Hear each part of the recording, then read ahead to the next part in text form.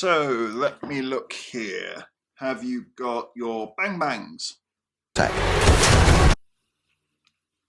Tick. Have you got typical Hans Zimmer bombs? Get out of there alive. Tick. And do you have an evil militia group with a name that could be very easily mistaken for a local London pub? Notices have been issued for the Black Swans. Tick. Alright, looks like you're all good. Everything checks out here. Let's fuck off to Clichéville!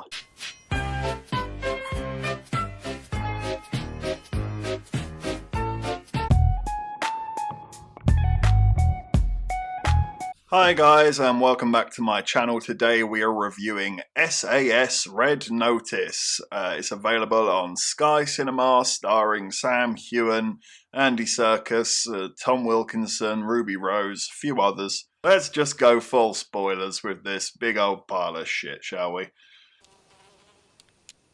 That is one big pile of shit. So, starting the movie.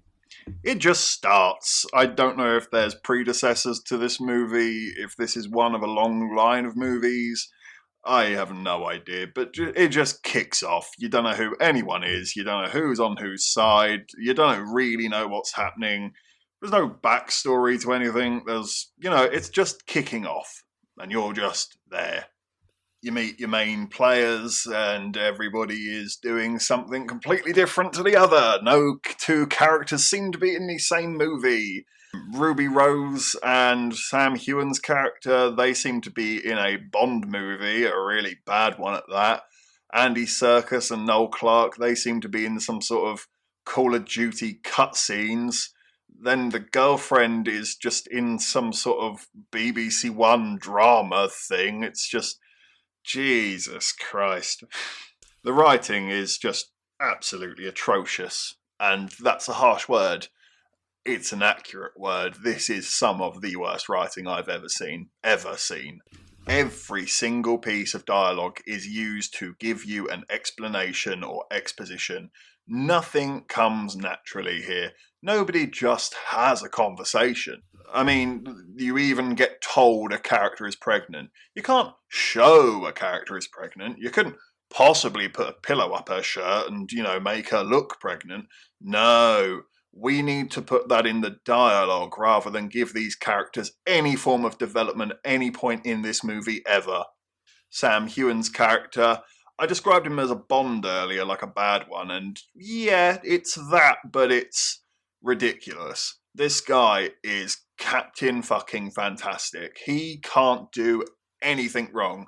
I doubt this guy has ever even had a long nose hair. I bet he's never lost a tooth. I bet he gets 20/20 vision at the opticians. This guy, literally, I bet his piss comes out with like sparkling water. He is undeniably impressive to a point that he actually winds you the fuck up. This guy is just, oh my god, is there anything he can't do? It's just, and he's so robotic about it. I can give you some praise. I'm a big fan of Andy Serkis, and I actually think he is doing a good job in this movie. He does what he always does. He is such a character actor. He seems to just chameleon into these different roles, and he is the only actor in this that I can hand on heart say disappears into the role. I still feel like I'm watching Andy Serkis, but at least the performance feels real. It feels genuine. It feels like if any of these characters were to have been bumped into in real life, it would have been the character of Andy Serkis. So, actually, I realised, Jesus Christ, this movie's so bad I didn't even tell you what it was about. Fuck. What is this movie about? It's something to do with some terrorists were paid by the government to do some crap job. They did a terrible job of it. Everyone found out about it. Now they're on the run. Now the government have hired the S.A.S. to take out the guys that they paid to do the job in the first fucking play. It's something about taking out a fucking train and gas pipes or whatever. There's poor decisions even in the casting. Tom Wilkinson is in this movie for a very short period of time. I like Tom Wilkinson. I think he's a good actor. He is playing an American when he is one of the most famous Cockney actors going. And there are Londoner characters in this film. So you've got the most London character playing an American, really unconvincingly, with two children that have really thick American accents and clearly are not of any relationship to Tom Wilkinson at all, despite the fact that they're apparently his children. Just hire an American. Tom Wilkinson's a good actor. Put him to good use. He could have been an S.A.S. officer. He could have been one of the higher-ups behind one of the big tables. He's in this for 10 minutes to just be evil guy who doesn't really do anything. All of his reputation speaks for him, but actually, when you look at his actions, he had some dinner. Really put the fear of life into me. Run. Ruby Rose. What is a Ruby Rose? Why do people like Ruby Rose? I don't get it. She's just a seriously bad actress. She's so the same thing every time. This plain, monotone, bad bitch. She is just way too much. Constantly way too much. She is over the top. Every scene is just snarling and walking down an alleyway like some sort of bad bitch. And it's just like, any character development at all. Literally anything. What's your middle name? Can we have this much character development for you? No? Asking too much. Okay. You clearly are just throwaway head honcho villain who's meant to be scary, isn't scary, just cliche shit. We're gonna have a big fight with you at the end. I can't fucking wait for that. So Superman Bond also gets no character development at all. But to be fair, it's not like he actually is capable of development. He is so perfect. I mean, he can speak several languages. He has no issue with kamikaze bombers running at him. In fact, he laughs very Britishly about it. He goes, "Guffle, guffle, guffle, ha ha ha, what a day. Let's go away to Paris tomorrow." Things are just convenient and badly filmed. A lot of the action is in pitch black scenes with flashlights and you can't see anything. And when you can see anything, it's badly edited and badly explained. This film is like watching your kids play with their Action Man toys. It's just, nonsense, absolute nonsense constantly. There's a part where the bad guy asks for the robot Bond's name, and she finally finds out that his name is Tom. Ah, yes, Tom.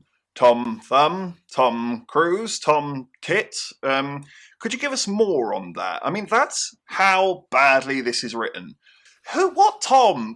How are any of us meant to just know Tom? Of all, they even mention the fact that on the train there are French, there are American, there's British, there's cultures of all different countries. But Tom's here. Watch out. There's a moment where this bit tickled me. So the war criminals Skype the army to like talk to them and make their negotiations, and the contact name for the criminals is War Crims. So someone in the military, whilst this terrorist raid is going down, someone's job apparently is to enter a terrorist phone number into the military contact details, give them a profile photo, and even give them a contact name. And the contact name is War Crims. There's a part where a helicopter crashes directly, and I mean like, the people are at the window of the building, and the helicopter goes through the window of the building. All three, tickety fucking boo. They're absolutely fine. One of them's got a slight graze, the other one coughing.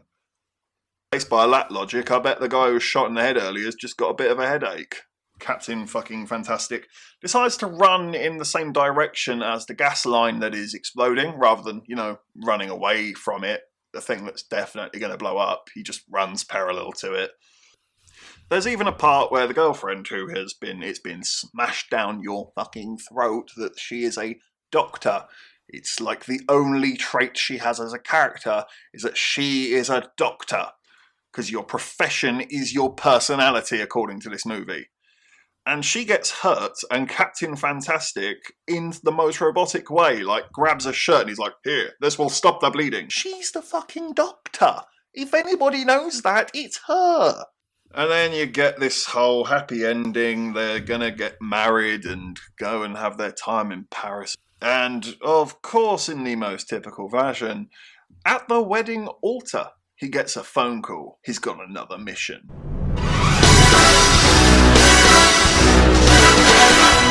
If you hadn't guessed already, I'm going to give S.A.S. Red Notice a 1 out of 10.